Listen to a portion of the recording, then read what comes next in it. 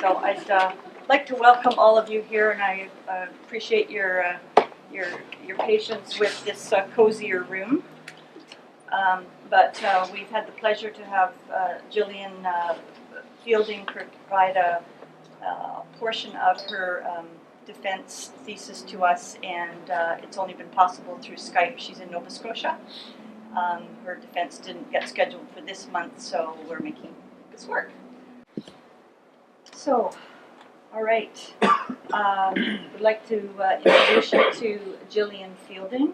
She is going to do a portion of her thesis, a presentation for us. She's a SFU master's candidate. And Jillian, if you can start by a little bit of background, what brought you to join with the Roundtable, and then go right into your presentation. And I'll advance your slides as you like. Okay, great. I took 2 years ago to one of the public Roundtable meetings, and at that meeting they were talking about their components and what we cared about in the watershed. So I attended that meeting, and I got connected with Margaret and Krista at the time, who was the past coordinator. And we just started working together to try to develop a research project that would benefit me, but also benefit the Roundtable as well. And once we sort of laid out our objectives that we wanted to achieve, I got some funding through the MyTax funding initiative. And so with that funding, I was able to do my research and then also work for the Roundtable. I think it was a 3-month term that I was able to work for them. So the money was sort of split in two. So it really worked out really well. I was able to do my research as well as give time to the Roundtable. So I guess that's how I got involved, sort of by chance, but through different networks. And it just sort of really worked out. So I guess we'll get started. Okay, want to advance the next slide? Well, we'll stay on the slide for a second.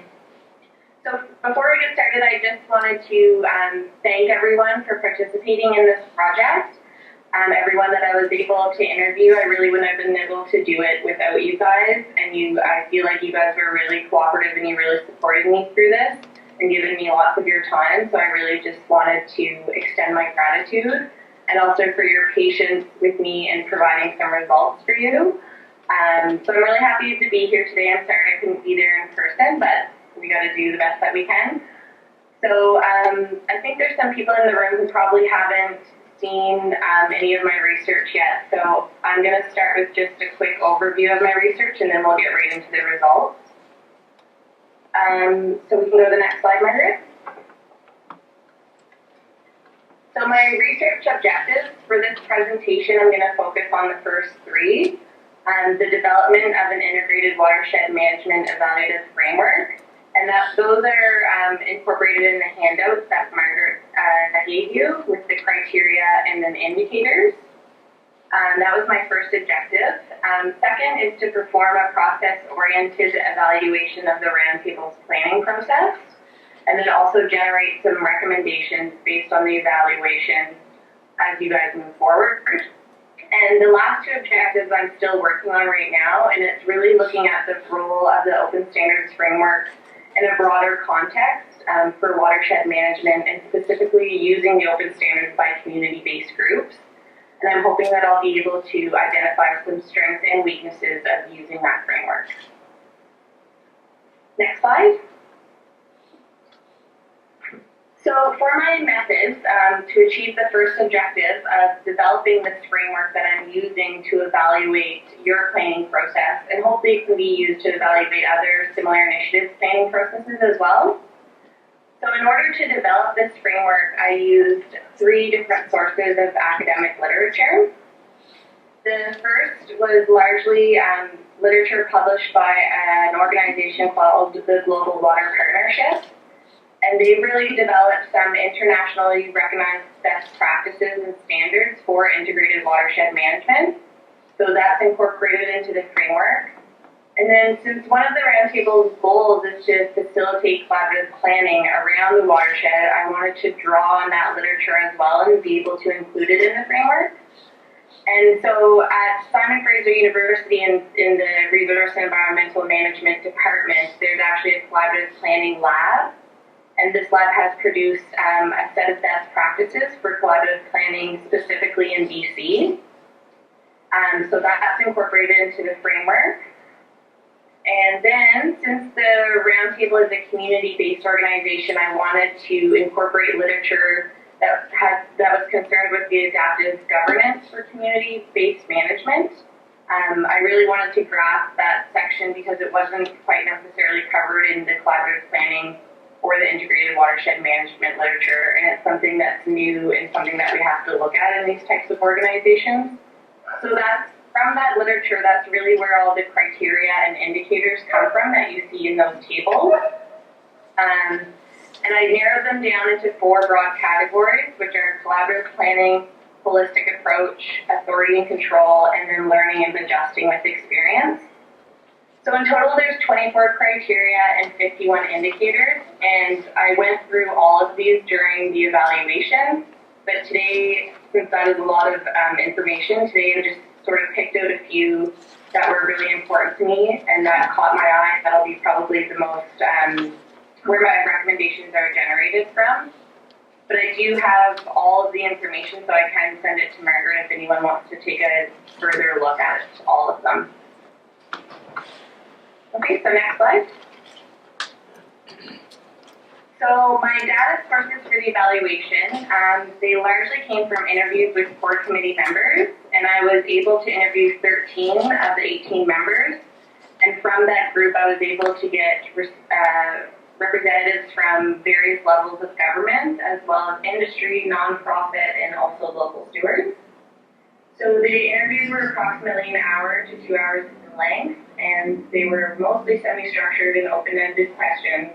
And I digitally recorded them and then later transcribed them. And then in order to further look at the evaluation, I also used data that was available on the Roundtable's website. And this is such things as your terms of reference and your meeting notes, agenda, that sort of thing, just to further back up what I found in the interviews. Next slide. So for my analysis of all these indicators and criteria, I used this performance rating system, and this has been used by past students in my department that are undertaking similar research with collaborative planning processes. So this system assigns each indicator a rating, and then the criterion is determined by compiling all the ratings. And so each criterion is given sort of a report card look, and each is either fully met, largely met, partially met, or not met, so that you can really look at where you're doing really well and then where there's areas for improvement. So for each criterion, I was able to rate them. So next slide. So these are all the criteria that go under the collaborative planning category. The ones that are in bold are the ones that I'll go over today. And like I said, I do have all the information that I can pass on to you guys later, but I just wanted to pick out a few. So next slide. So we'll start with shared purpose and goals. So if you want to follow along in the tables, you can. I know the slides are a little text heavy, and I apologize for that, but I was trying to get a lot of information onto one slide. So the indicators for this criterion are that the participants collectively identify and agree upon a clear purpose and goals, and that the issues being dealt with during the process are considered to be significant problems requiring timely resolutions. So this one achieved largely met performance rating. Throughout the interviews, all the participants were identified the purpose or the vision of the roundtable, and everyone sort of had it in their own words, but they were all based around ensuring the health of the watershed. Participants were a bit unsure of specific, clearly defined goals that the roundtable wanted to achieve. All participants also agreed that it was a collective process to come up with this shared purpose, and that it was a collaborative process that was led by a facilitator. And all the participants agreed that the issues being dealt with in the watershed were significant and that they required timely resolution. A lot of people mentioned that the catalyst for developing the roundtable was when the when the watershed was placed on the endangered list. And this also provided the catalyst to get moving. So next slide. So this is inclusive representation, and the indicators are that all significant interests and values are represented in the process. Again, this one was found to be largely met. All but 2 participants expressed that they felt all significant interests and values were represented. 2 participants did mention that they felt the process could benefit by having representation from ethnic communities. However, all participants did express that the process was open to any interest group if they had a stake in the health of the watershed. And it was really interesting because many participants felt that this was the greatest strength of the roundtable, was this inclusive representation. Next slide. So self-design, the indicator is that the stakeholders work collectively to design the process. So this one was found to be fully met. Every participant that I interviewed described the process, which was a consensus-based process in order to develop their governance framework. And this was also documented on the Roundtable's website, and this was the governance strategy and direction setting. And this really increases the willingness to participate and the commitment from people because it really creates this sense of ownership to the process. And you can see one of the quotes here that I like. It was consensus-based decision-making. It was in the early part of the process. Every one of these words were voted on, and if there wasn't 80% of the room holding their hands up, we would start again. So you can really see the commitment to the consensus-based process there. So the next slide. So this is clear ground rules. The indicators are terms of reference are developed collectively by stakeholders. Operating procedures are clearly defined, and roles and responsibilities of participants are clearly defined. So this one, again, was found to be largely met. A terms of reference was developed collectively by the participants, and the terms of reference, in it you can find core committee members, their operational guidelines, guiding principles and roles and responsibility of core committee members. There were some concerns expressed for this criteria.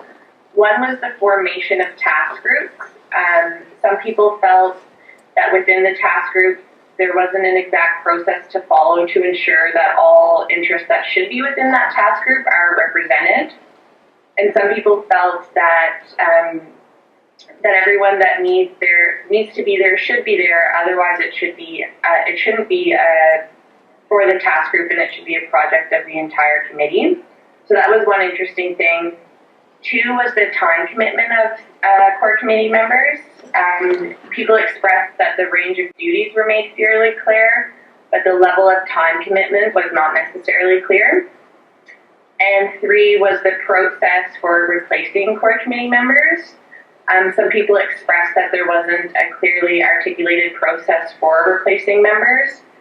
And some participants also expressed their concern regarding maintaining the level of expertise that is currently found on the core committee and the knowledge that's in the room. So how we were going to replace that was a bit of a concern for some people.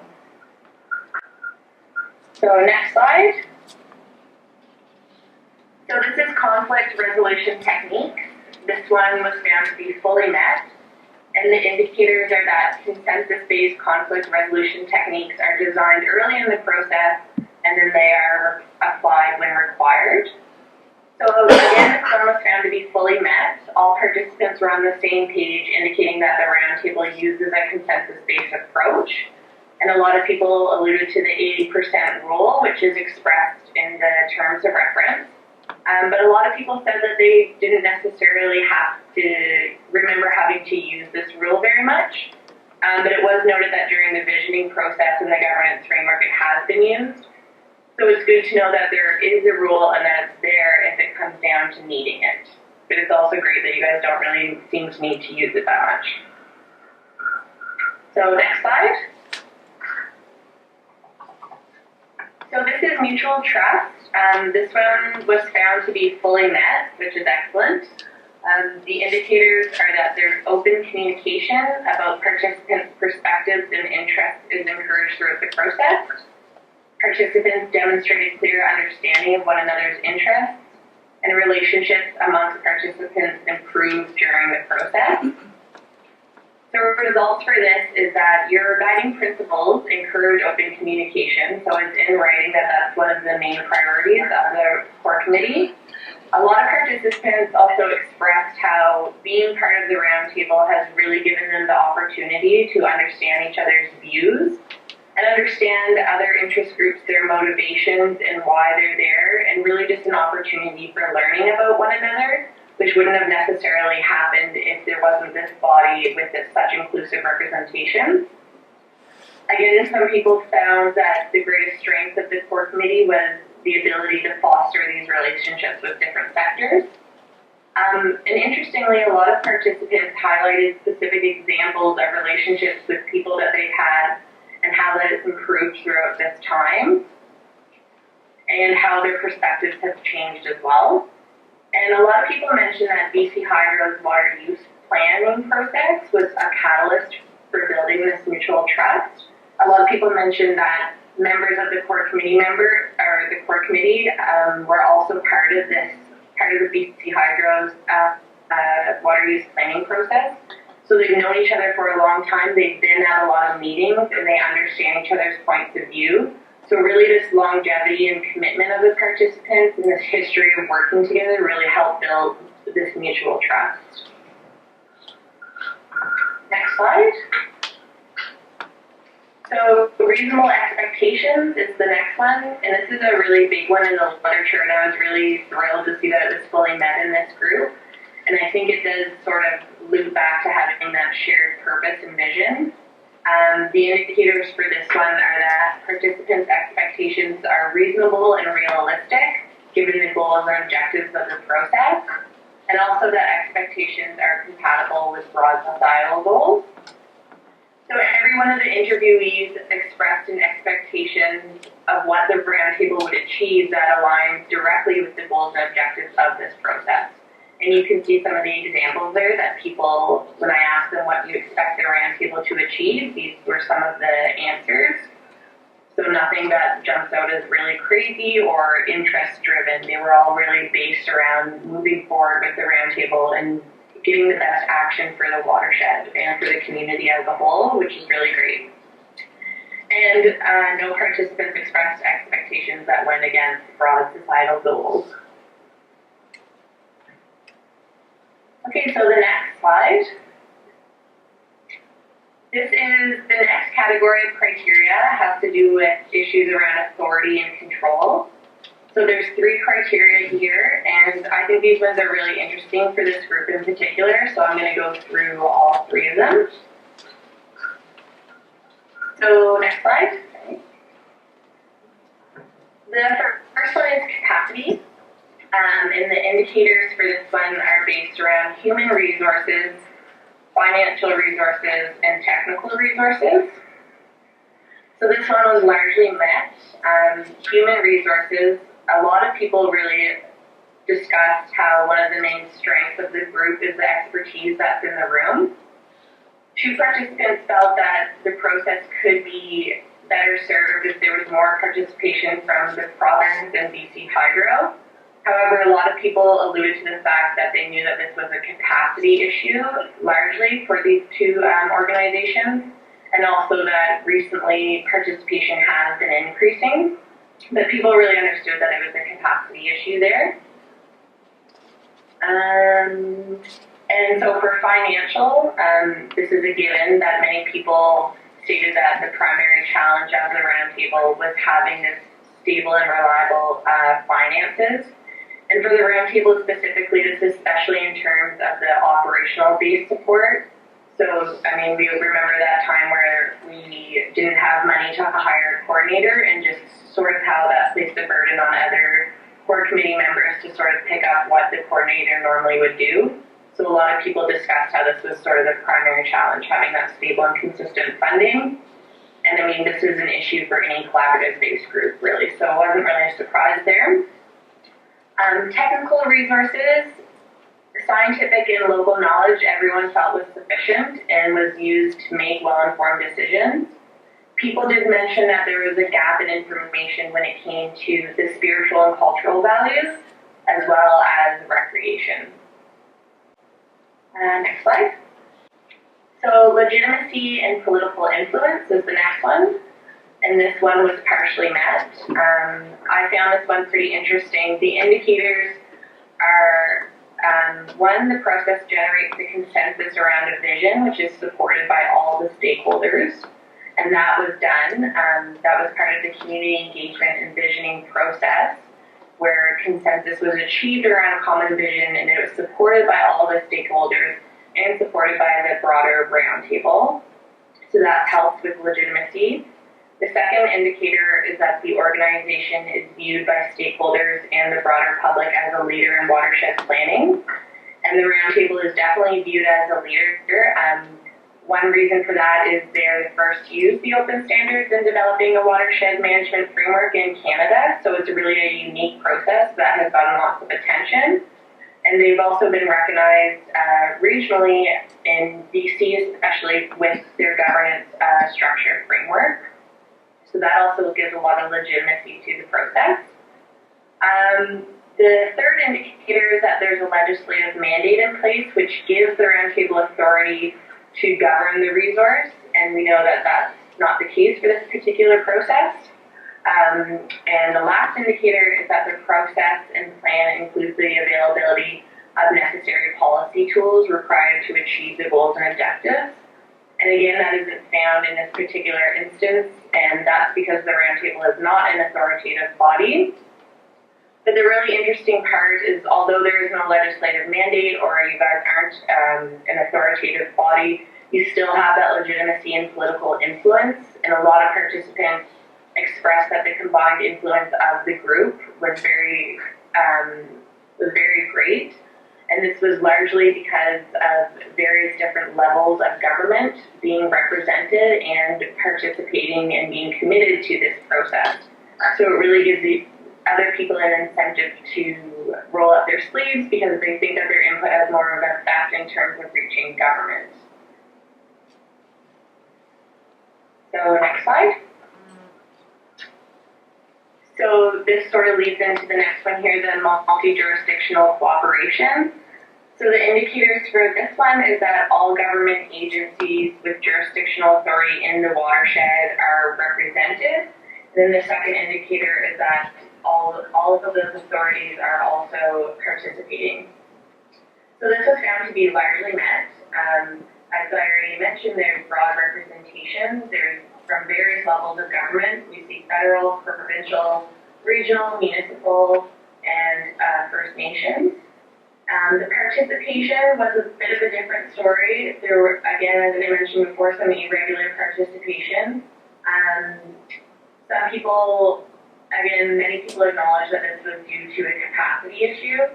And some participants also felt that, for instance, with BC Hydro, it wasn't necessary for them to participate as much as others because they've sort of already done a lot of the work with the BC Water Use Plan.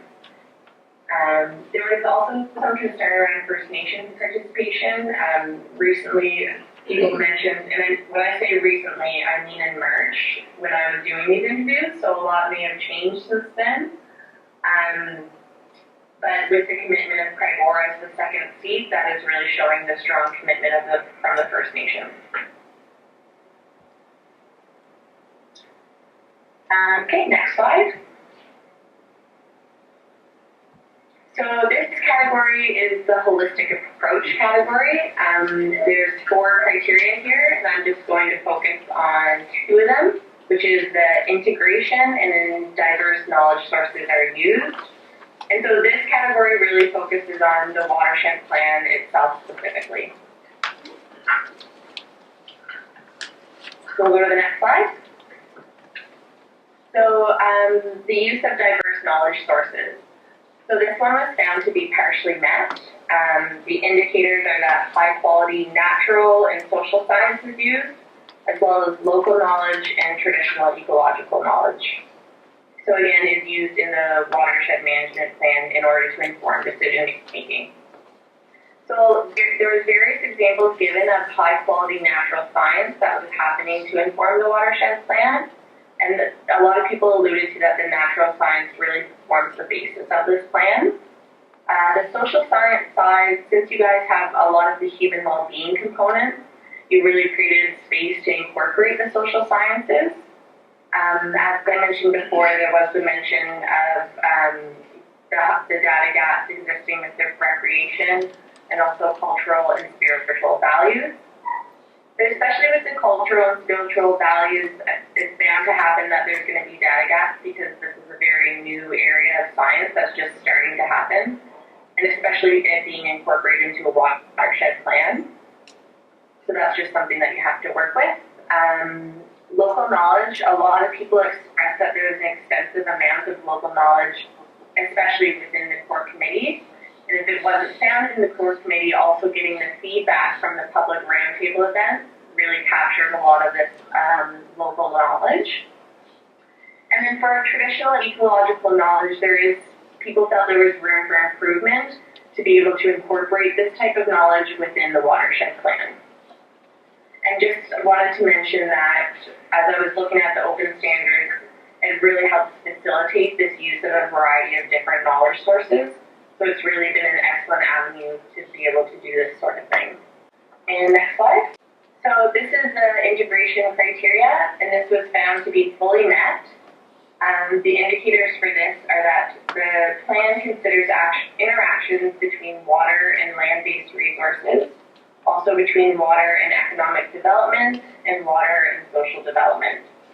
And so for anyone who's looked at the components or the pressures that you guys have looked at in your watershed plan and focused on, they will see right away that it's a very holistic plan. You guys look at the river system, riparian areas, but also livable communities, to stewardship, recreation, and the resource industry. So you really have been able to look at the whole sweep of things.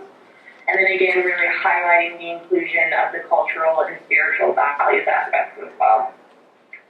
So those were the criteria that I wanted to go through with you. As I said, there's lots more, but those were sort of the main ones that really I was able to draw out some successes and then also areas for improvement. So I wanted to pick out some of the few successes here. The first one is the shared purpose, vision, and values. Going through this, I really think that it is foundational to the success of the roundtable. Having all the participants being able to clearly express the purpose of the roundtable, and everyone also agreed to that purpose. And I mean, you can see that this is largely due to the process that was used to develop the purpose and vision and values. So even though it may have been very timely and an exhausting exercise, I think it was really worth it. It really creates this common ground where all interest groups can relate to. And there was also an incentive to participate because everyone felt that the issues surrounding the watershed were significant and needed some solutions. Second is improved relationships. As I mentioned, a lot of participants gave examples of how relationships with particular different interest groups have improved throughout this process. And I think this is part of the inclusive representation, and also that this process isn't driven by a certain agency or special interest. So people have been really able to build that mutual trust. And again, that relates also back to having that shared purpose. So 3 is inclusive representation. Having all interests represented on the roundtable has created a larger buy-in.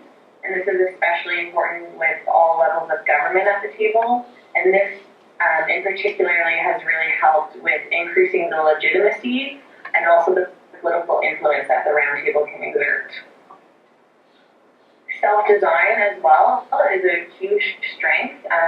You guys being able to design the process yourself really gives you ownership of that process and allows people to be more committed to it because they helped design the process. It wasn't put on them through a top-down approach, it was very bottom-up. So 5 is consensus-based decision-making, and that that's just a great thing to have. I don't think I need to talk more about it. 6 is the integration of systems that we see in your watershed plan. You guys were able to integrate all aspects of the watershed. So this really addresses all the interests and brings more people to the table that would maybe not have normally be interested in doing watershed management planning or thought that they didn't have anything to contribute. This is especially true for the cultural and spiritual aspects of the watershed plan. So it really brings more people in. And throughout my thesis, I will be talking about how the open standards really helps facilitate this process as well. And a lot of people talked about the leadership that is shown by the city of Coquitlam, and a lot of people discussed how this was a really huge strength. Because a lot of people felt that someone needed to drive this process or else it could fall apart, but not drive it from any particular agenda. So the process isn't owned by the city, but they really help support the process and really show a lot of leadership. And again, this helps strengthen the legitimacy of the group and influence it on a political level. So next slide. So these are just some draft areas for improvement that I'm going to be able to, I'll have to back it up with some literature as I write it out in my thesis and also from examples from other organizations. But I just wanted to be able to hopefully give you guys some takeaways as you move forward with this quick presentation. As I mentioned on the first slide, some of the goals, having clear action-oriented goals wasn't something that people were really able to discuss a lot about in the interview. So that might be something that you guys want to go back to and reassess and reevaluate. A lot of people mentioned that the mission statement sort of evolved into the goals, but it may be a time now as you guys are completing the watershed plan to go back to those and look at what's happening there. The roles and responsibilities that are found in the terms of reference. As I mentioned, there were 3 concerns around the makeup of the task group, time commitment for members, and also replacing members. So those are the 3 big concerns there. 3 is development of a communication strategy. A lot of people felt that the process could be better if a communication strategy existed for the public. A lot of people really raved about how great the public roundtables are, but in order to reach a broader audience, people felt that having a communication strategy in place may be a good way to go about that. And also for the promotion of the watershed plan itself, being able to have a strategy with a coherent message that will be taken to whomever you want to promote the watershed plan to.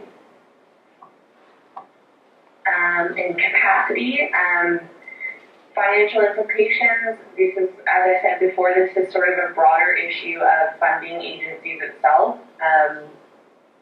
So a lot of people did express their hope that the combination of cities would be able to take ownership of this process at some point. So just starting to maybe think about how you would get there if that's something that you guys would like to see for a financial capacity.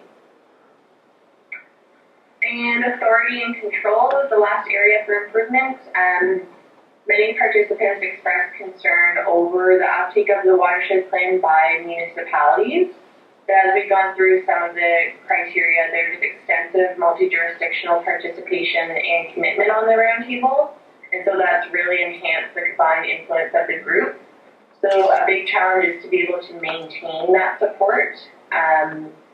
And part of maintaining that support is to be able to produce results in a timely manner, to keep the momentum that you guys have going, and to keep these sort of bigger players interested in the process and committed to it. So, next slide. So just some concluding points here. For the collaborative planning, I think a lot of the success can be attributed to establishing a shared vision that is supported by all of the stakeholders and that inclusive representation is found on the core committees. This is foundational for an understanding of interests, building of relationships, and development of trust and social learning. For the holistic approach, I think your watershed management plan is an excellent example of having a whole systems approach, and you can really see that that's driven by not being a special interest group. You guys have been able to include all dimensions and all diversity, and this creates larger buy-in, which helps with authority and control and equals greater influence in implementing this sort of plan.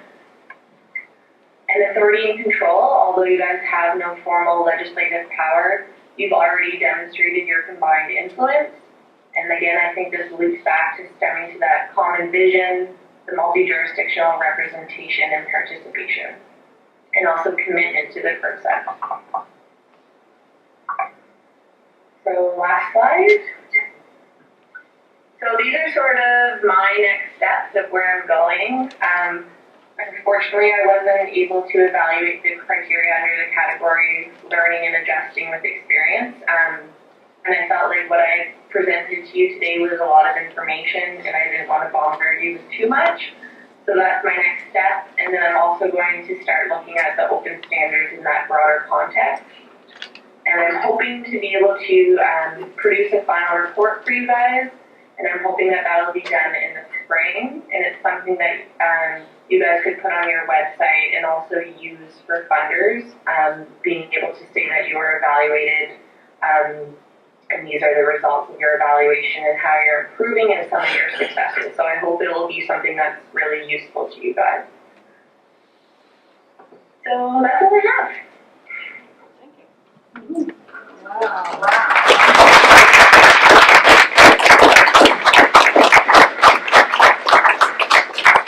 I'd just like to say thank you for being so thorough.